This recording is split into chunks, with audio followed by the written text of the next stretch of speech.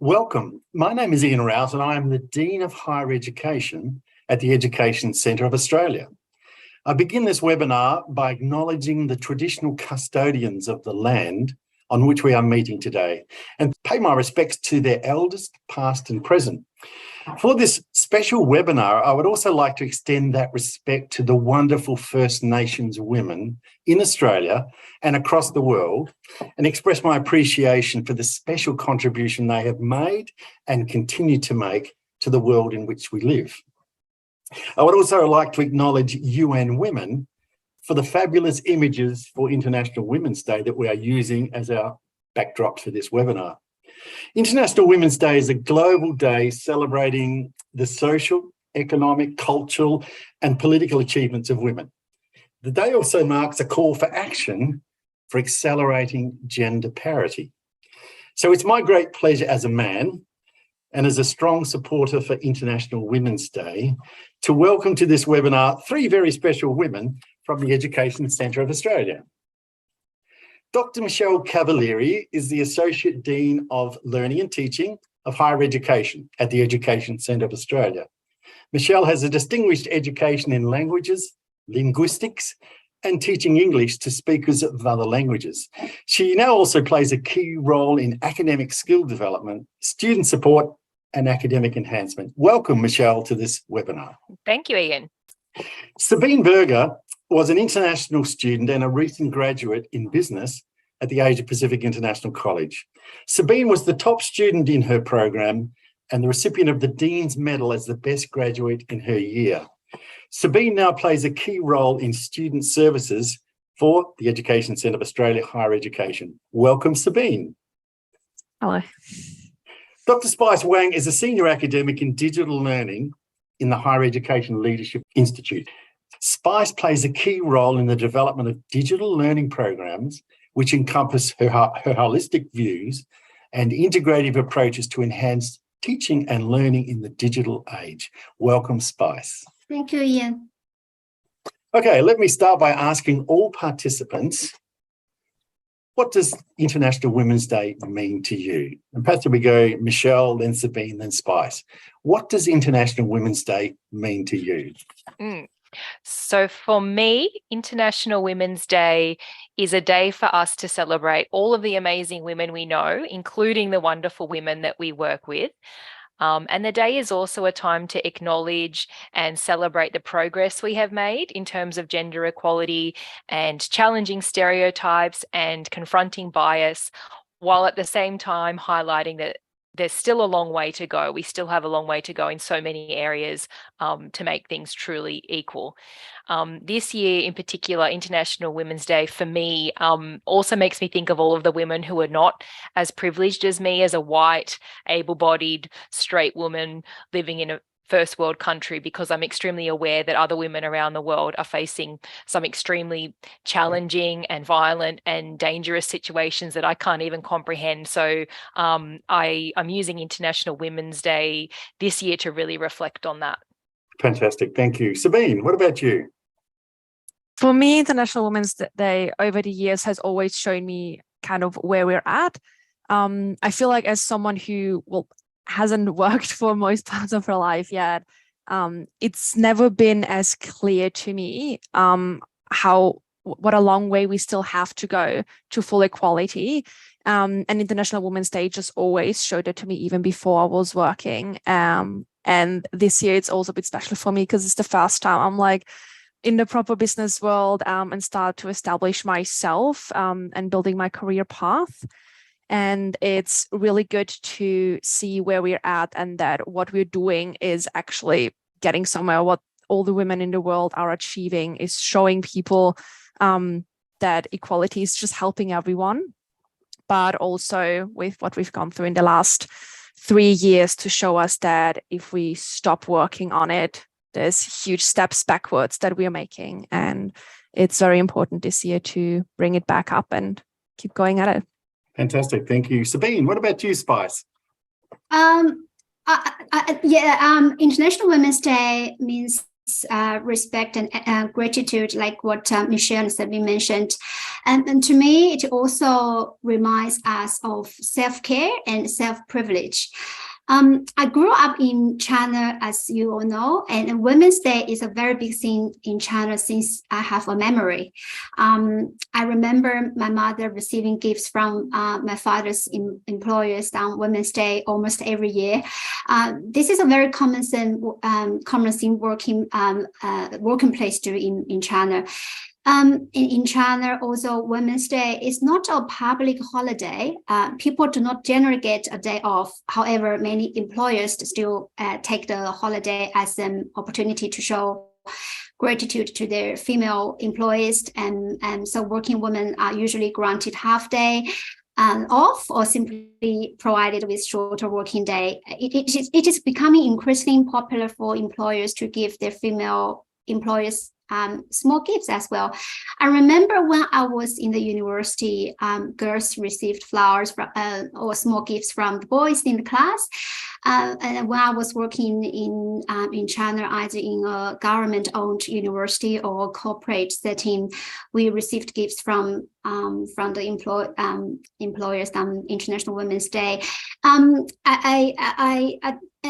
think this type of small celebration reminds us that we need self-care and self-privilege. And personally, I think this is probably one of the factors contributing to the human development and growing economy as well. Thank you. Fantastic. Thanks, Spice. And thanks to all three of you, because you touch on some of the questions I'm planning to ask during the rest of the webinar. I'm going to start with you, Michelle, and say, have you ever faced any barriers in your career due to being a woman? And if so, how did you overcome them? Yes, I have faced some barriers in my career because I am a woman, and particularly I think once I became a mother. So before I had my first child 5 years ago, I was working 5 days a week at another higher education institution. I was working hard and I was doing really well. And then I took maternity leave and returned to work a year later, but only 2 days per week. And it was such an incredibly difficult adjustment working part-time. And I felt like I wasn't in the know anymore. I'd missed a whole year of, happenings. I'd miss out on attending meetings because I was only around 2 days per week. And I really couldn't see how I could progress my career forward, even though I just finished my PhD. But because I was only working part-time, I felt like there was a real barrier there. And then I was offered a job at APIC and I was still working part-time there 3 days per week. But I felt like the team at APIC really acknowledged and accommodated that, if that's the right word. And so it felt like me working part-time wasn't so much of a barrier anymore. But then fast forward a couple of years and the role of Associate Dean Learning and Teaching at ECA Higher Ed came up, and I was really keen to apply because it would be a great step up for me.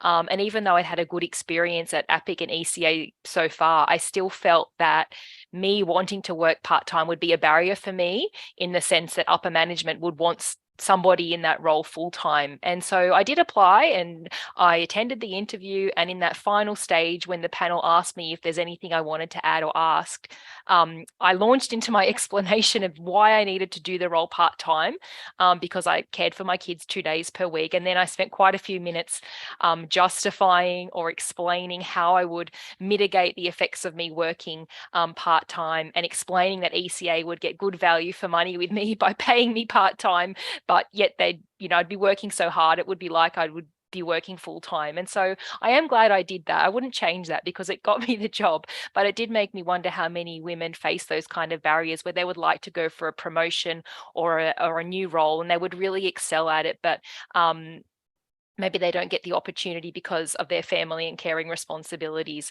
And so that was probably the one example that jumped to my mind, when you asked this question. But, there are things that we can do to mitigate that, because as you know, Ian, you and I have been working on our new our updated academic staff promotion policy to address this very issue, so that, things like working part-time and taking time off for family responsibilities aren't so much of a barrier in that sense. But, things like that, they take some time to have those sort of strategies in place. Fantastic. And you certainly touched on one of the critical issues that all women face who are working having a family, running the home, and trying to fit all that into 7 days a week. But thanks very much. Sabine, I'm going to ask you, what would you say is the most important message you'd want to send out to a young woman thinking about their careers? I think a very important message, which I'm very glad that my mother, my family always reinforced with me, is that many young women, they feel this extreme pressure, this extreme time pressure of immediately figuring out things, because we only have so much time until we should settle down, start having a family. And like Michelle touched on, it's just very difficult from that point onward to build a career, especially in certain places and certain countries. So in a country like Australia, where we are so fortunate, I don't think we have that extreme pressure anymore. And women should just take their time to figure out what really makes them happy, because it's easier to work, even if you have less time with a family, if you decide to have one, if you're passionate about the field or about the job that you are trying to go for. So giving yourself a year or 2 or 3 or 5 to figure things out, maybe go to different countries, try different jobs. I myself, I went through career changes throughout my life already. And I have many of my friends, younger and older than I, who are still traveling or still trying different careers. And we just simply don't have that extreme pressure anymore that we have to start a family by early 30s. So I really want to give that message to young girls, that we can take our time and we can find a place we're really happy in. And it might take a little bit longer, but we should really take that time, because it's going to give us so much more opportunities and so much more happiness later in life. Fantastic. Thanks very much, Sabine. Some really important messages there. Spice, you've had, I'd say, a fascinating career spanning different countries and in different organisational cultures. How have you managed to negotiate, well, I might say, your career pathway through so many different national and organisational perspectives on gender? Thank you, Ian. I'm not sure that I have a fascinating career, but I do say it is an interesting career to me. And throughout my career, I have been fortunate to work in different countries and organization cultures, which has exposed me to various perspectives on gender and diversity, particularly on culture, how culture plays in human development, education, and leadership. And one of the most important skills I have developed is flexibility and growth mind, I think, and also open the mind and listening and learning from each other and approaching situation with flexibility or adaptability, like what I mentioned. I think throughout my career, I have been focusing on transferable skills, which can allow me to work in different organizations in different countries. Those skills give me confidence, I guess, and ground knowledge. But also sometimes I feel confused in terms of the norm and the work culture and expectation. And one effective way to overcome that for me is to seek guidance and mentorship. And in this process, I want to highlight that standing firm on what you believe is very important, because there's always culture difference, expectation difference, and misunderstanding or confusion. So by staying true to yourself and continuously learning and growing can help you stay longer. I think I have better understood myself, my strengths and weakness and passion and value towards the world by working in these different organizations. And I hope I can carry that along in the rest of the life. Thank you.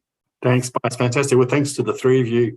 You've touched on some of the really key issues that women face from when they're young, like Sabine said, and their parents are telling them to do this or do that. You have to do it, make a decision or have children, through to the challenges you've outlined, Michelle, once you're trying to manage all the three. And you, Spice, in terms of outlining some of the challenges we now face in terms of the world and the work world in which we live. So let's just move on then, and it flows on from, in part from your comment, Spice. The International Women's Day 2023 theme is cracking the code and DigitaALL.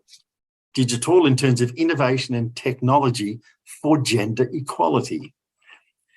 Given the overarching theme, what I'd like to ask all of you, again, Michelle, then Sabine, and then Spice, based on your experience, can or will innovation and technology lead to gender equality? So I think that innovation in technology has already and will continue to have a significant impact on gender equality. Being able to use technology to work and study from home has opened up the doors for so many women to work and study flexibly while also caring for family, but has also allowed men like my husband to spend more time at home and take on more family and household responsibilities. So I can see it's absolutely had an impact there, particularly in the last couple of years, during COVID. And I also think that for women around the world, innovation and technology has opened up doors to be able to work and study remotely where it may not have been possible to travel due to, family responsibilities or finances or safety. So I hope that technology continues to open up, those kind of doors. And, even in my situation, for me being able to attend training and conferences virtually, sometimes it's just not possible in person due to my family responsibilities or when I was pregnant and breastfeeding and all of that sort of thing. So it really does open up the world. And it might seem like that's a small thing, but it absolutely rolls into bigger things because being able to participate in, say, for example, training leads to upskilling, which leads to a better job, which leads to a promotion and an award and better pay. And then that's how we get to things like, to true equality.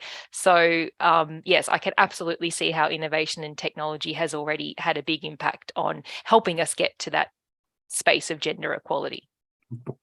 Well, that's a fantastic response. And I will say, Michelle, I hadn't thought of many of the issues you just raised, but maybe that's a male perspective. Speak, what about your view? Yeah, I totally agree with Michelle. It has helped so much. Another aspect that innovation technology has already helped is connection and communication. We, like I mentioned before, we're in a very fortunate country, in a very fortunate situation.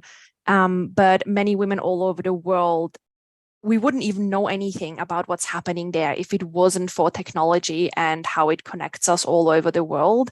And it's very important that if it's not them, then it's whoever is able to access the technology and shares what's happening with other people all over the globe.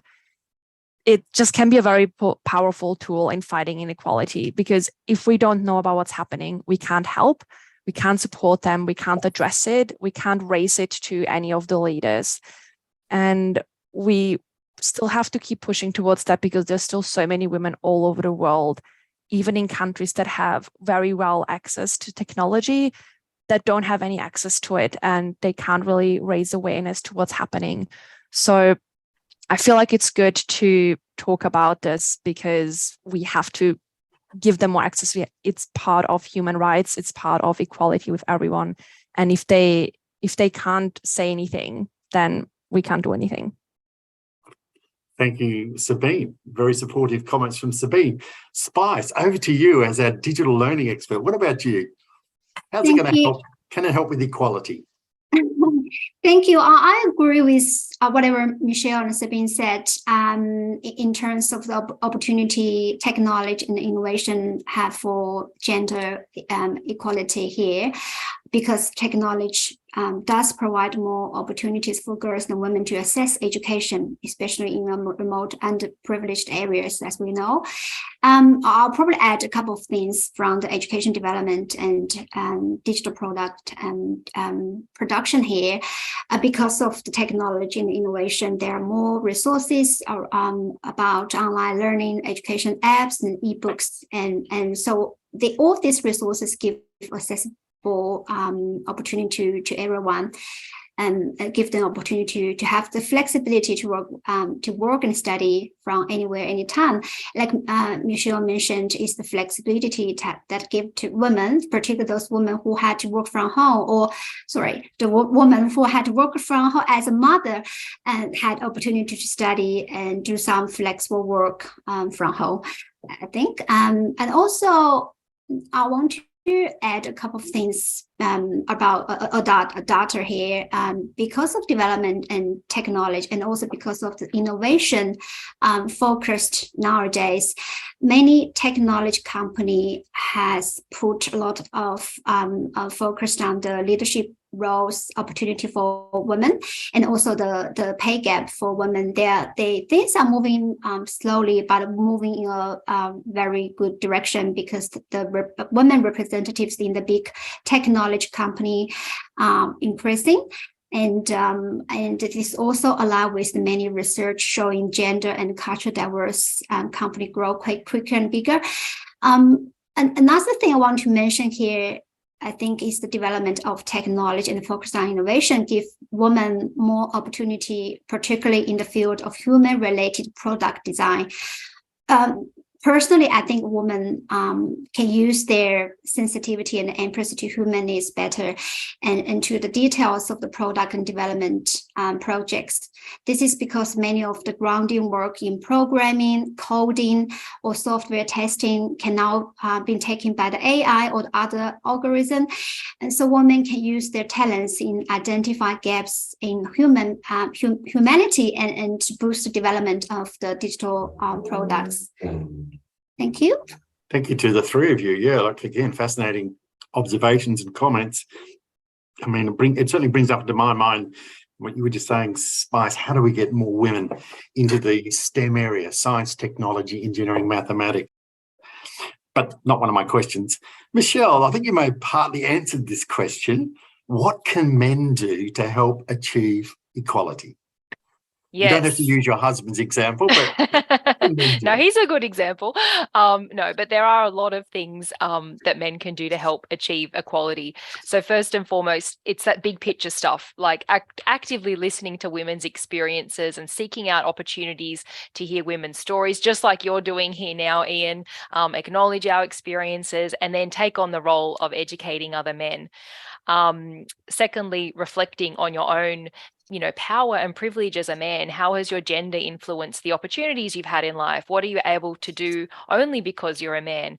And having that self-awareness also helps us, helps everybody understand how our intersecting identities impact our lived experiences. And so there's sort of some big picture things you can do, but I also think there's a lot of really simple things that can be done daily to help achieve equality. So for example, men should help us to challenge stereotypes. So, if you encounter a negative stereotype about feminism or women, then it's important to challenge it in a constructive and respectful way. Point out the inaccuracies or the bias in the stereotype. And I've found that the easiest way to do this is to share a personal experience that contradicts the stereotype. And that's something that I do with my eldest son, who's 5, all the time. When he says things like, "Oh, girls don't like Lego," and I'll say to him, "Well, I played Lego with you yesterday for an hour and I'm a girl, and we bought Lego for so-and-so's birthday a couple of months ago because she loves Lego and she's a girl." And it really works with him. And that gentle but constant challenging of beliefs with facts is just so important. And then at work, doing simple things like crediting your female co-workers ideas fairly is so important, because the work that women do is often undervalued by others, and the research shows that. The research shows that when men and women work together on a task, women are given less credit for the successful outcomes and are more likely to be blamed for any failures. And obviously this has a snowball effect, because women are then underrepresented in more senior roles and they're paid less than their male colleagues, in part because their contributions and their ideas are often overlooked. And so, make sure women get the credit they deserve. Look for opportunities to acknowledge your female colleagues, mention the good work that they're doing in front of higher ups, correct colleagues who misattribute credit, and these are all things that we can do daily. And sort of in a similar vein, we know that women undervalue themselves, probably because of some of these things that they face, but push back when women say that they're not ready or they're not qualified for an opportunity, or when other people say that about women. Encourage women to go for it.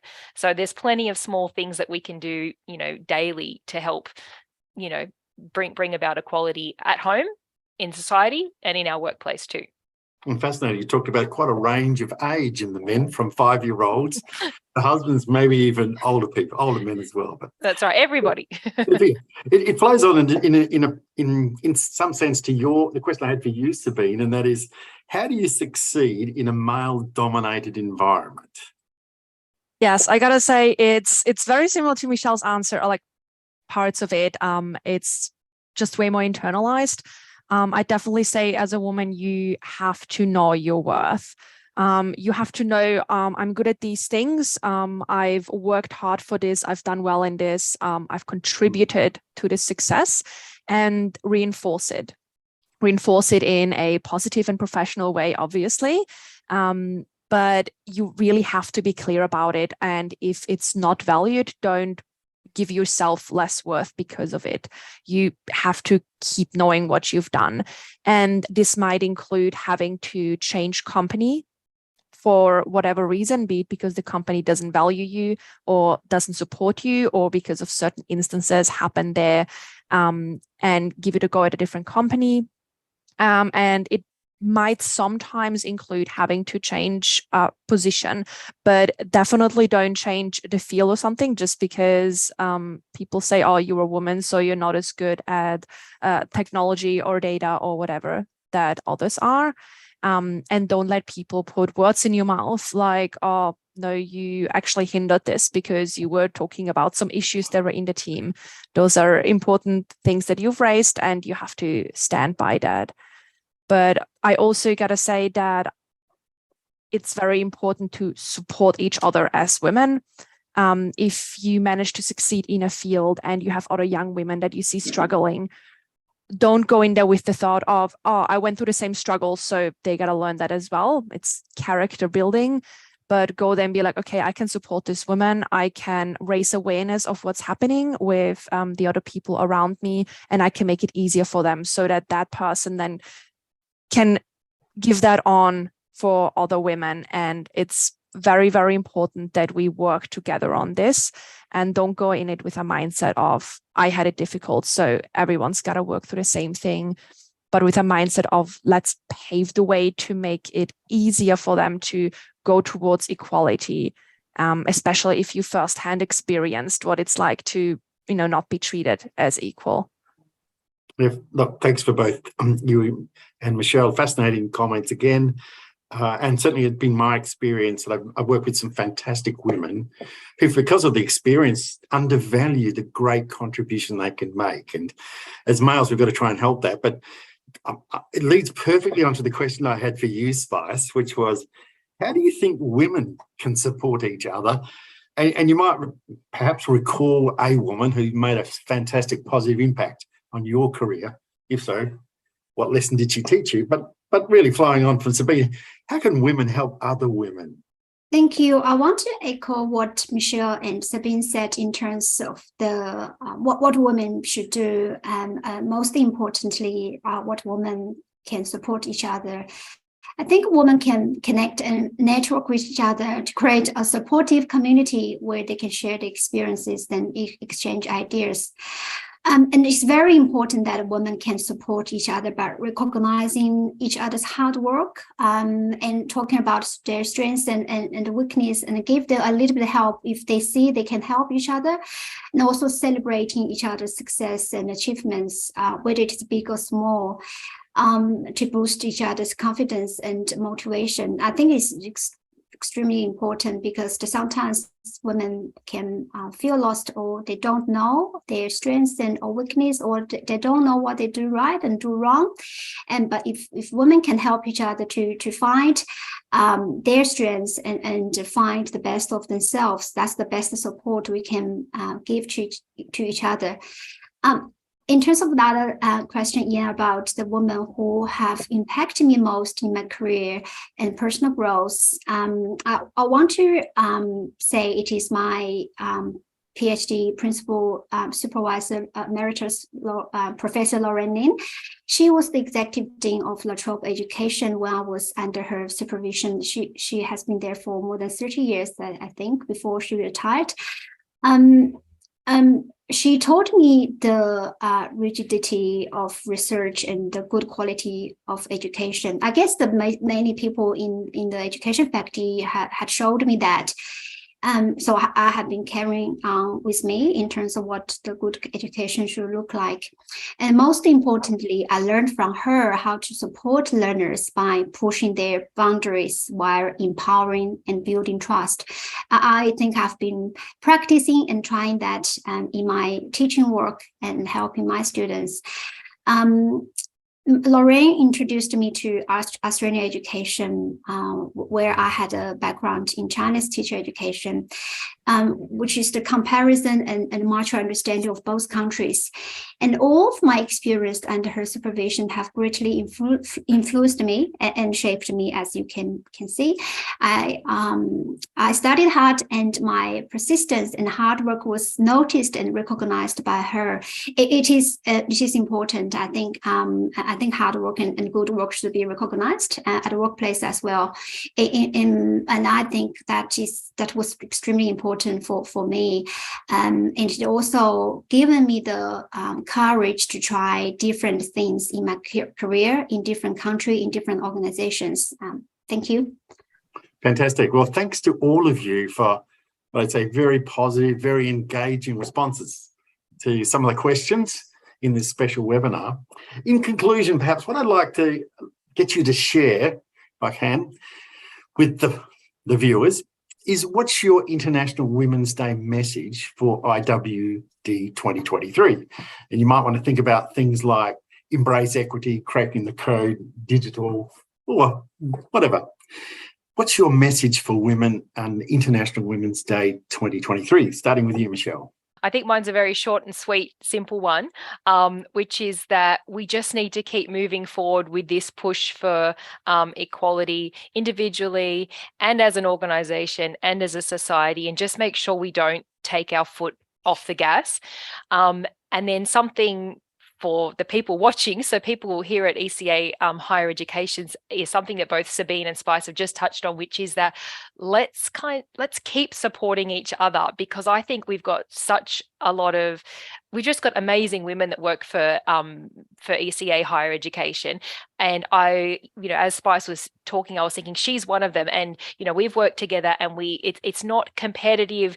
It's very, very collegial and supportive, and we always have each other's backs. And it's the same with the other women I work with, like Beulah and Ella and Sue. And so let's just kind of keep that, keep that going and keep that strength in numbers there, I guess.